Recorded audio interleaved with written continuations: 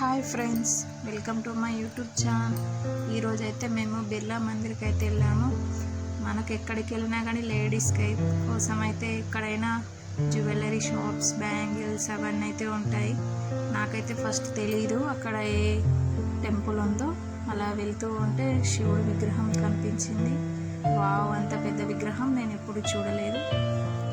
చూడండి, ear rings అయితే చాలా బాగున్నాయి.